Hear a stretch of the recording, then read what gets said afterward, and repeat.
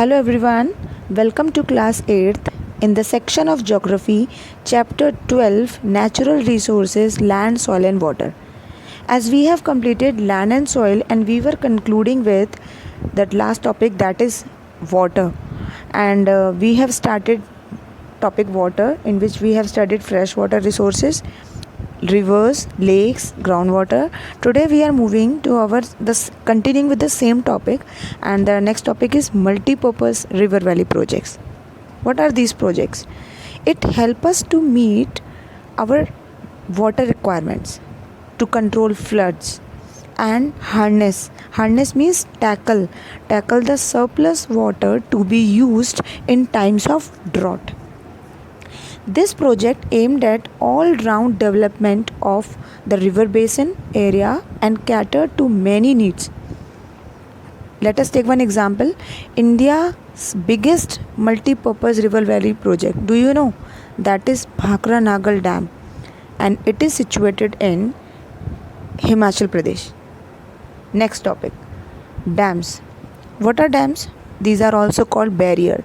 It is a large wall that blocks or stops the flow of water. They are constructed to store water for a variety of purposes such as irrigation, generation of hydroelectric power and flood control. Let us take one example of dam also. Do you know that India has the biggest, highest and longest dam of India? It is Tehri Dam. And one more thing, it is also the 8th highest dam of the world. How lucky we are. Next topic is canals. Canals are constructed to make use of stored river water. How they are constructed?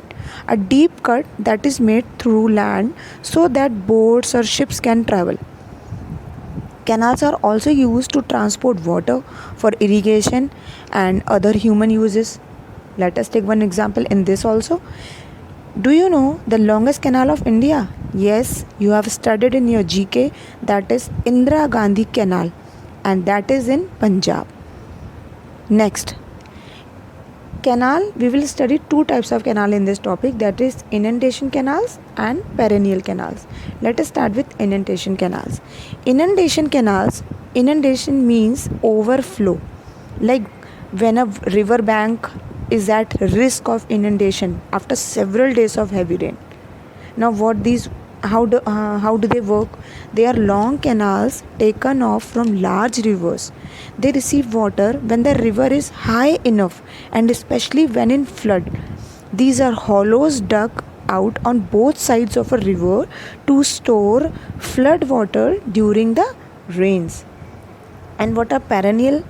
Perennial means that last for a long time, and they are lined to dams and barrages to provide water throughout the year, and they irrigate a vast area.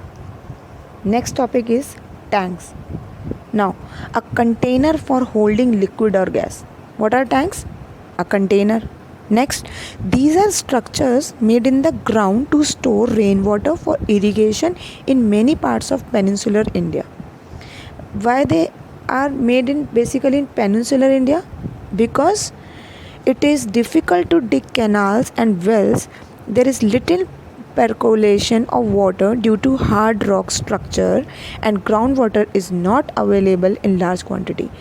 In our previous class, I told you that there must be permeable rocks or porous rocks which allow water to pass through. Do you remember? So this practice is basically done in Deccan and South area. Let us take one example in this topic also. Tamil Nadu has second largest area of 589,000 hectares under tank irrigation. Okay. Next, wells and tube wells. These are the most important sources of irrigation water in India. Groundwater is tapped using wells, tube wells and deep bore wells that are fitted with diesel and electric pump sets you have seen in villages. Next topic is now why there is need for conservation of water. As water is a prime resource, just as we plan income and expenditure in a finance budget, we need to have a water budget too. We must plan utilization of our water resources to derive maximum benefit. Major challenges and problems, what are they standing in? They are standing in our way. Let us see. Water scarcity. What is that? Scarcity means shortage, and when it is felt when usage increases more than available water resources. कि means हमारे पास water के resources जितने कम हैं, हमारे usage उतने ही ज़्यादा increase हो रहे हैं. For example, drought-prone countries, especially in Africa and Asia, are the worst hit because they have the highest populations too. And where the usage increases, where the population will increase. Next is overutilization. In many urban areas, groundwater levels are dangerously low as usage and wasteful use of water exceeds the rate of recharge. As can be seen from the infographics given in previous pages, if you remember that page, freshwater, page number 128, we have discussed in a map that 21 of India's major cities are going to run out of groundwater by the year 2020. Next problem is qualitative decline. Sewage, industrial chemicals, and agriculture pesticides are increasingly contaminating water resources, especially in parts of Asia, Africa, and South America. Now, how we will conserve water? What are the ways? Let us discuss those. Adequate amount of excess rain and river water must be held in storage to assure a continuous supply in dry weather. Who will help? Means from what sources? We can take help of dams. Next, we must fight pollution. Government must impose strict controls and norms on industrial units to check harmful effluents being released into water bodies. Next, sewage treatment is must, and there should be stringent government laws to enforce this. Careful use of water in homes and industries to avoid wastage will help in meeting water shortages. Recycling of water for washing cars, watering plants, and domestic uses can help reduce water shortages. People must look at ocean water as an additional source, but desalination is an extremely expensive venture. It is extremely expensive process because purifying the water it costs a lot. I told you in my previous lectures also. Next, irrigation facilities must be optimized to minimize water wastage and maximize productivity. We have learned some practices like drip irrigation and crop rotation. So these can help in use of less water. We can conserve water in those if we follow those practices.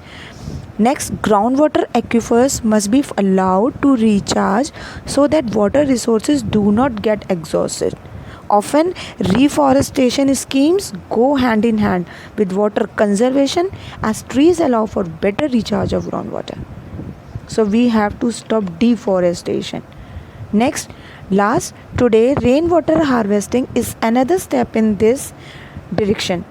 This involves capturing and channelizing rainwater into the ground or using it to meet some household needs. You can see in the diagram catchment area, that is a terrace where we store the water and which is going in we are filtering it, okay, and there is one outlet pipe and well. So this all the process we can purify the water. That's all for the day.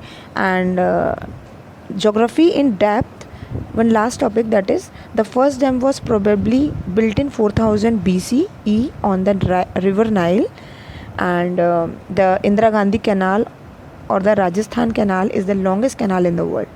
This we have discussed. After this we will move to our next topic. Thank you. Keep watching.